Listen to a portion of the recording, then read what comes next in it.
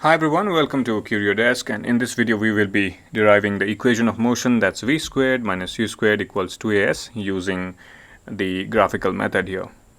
Okay, and so we have a graph here, and we will be plotting the velocity in y-axis, velocity in this axis, and the time will be plotted in this axis.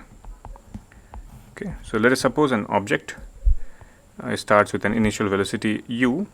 So this is the initial velocity, and after some time it gains a final velocity of v. So okay, so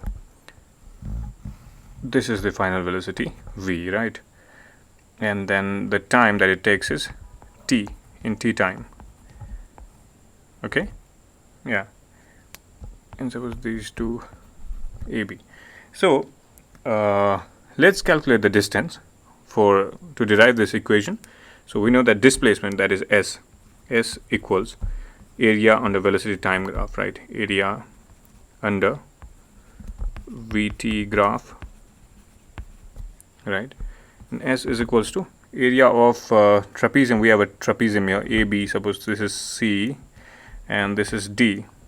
Okay, so S is equals to area under VT time graph, so which is area of trapezium ABCD.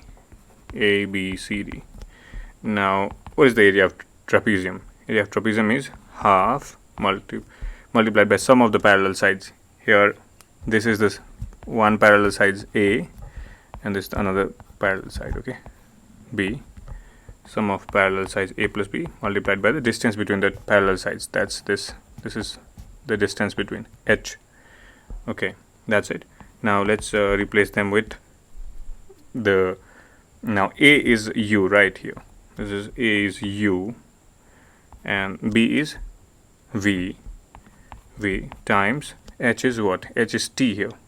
This is H, T. Now we know that we have already derived that V equals U plus AT. Then V minus U upon A will be equal to T, right? So we can replace T with V minus U upon A.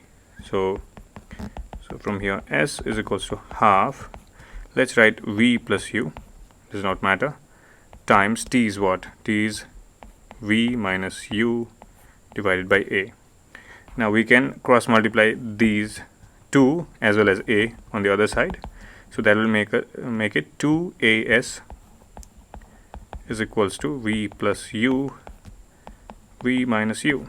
Now this is in the form of A plus B, A minus B, A plus B, A minus B, which is equals to A squared minus B squared. So this will imply that 2as is equals to V squared minus U squared, and which is what we needed to derive, right? So this is our final answer. Yeah, that's it. Pretty simple.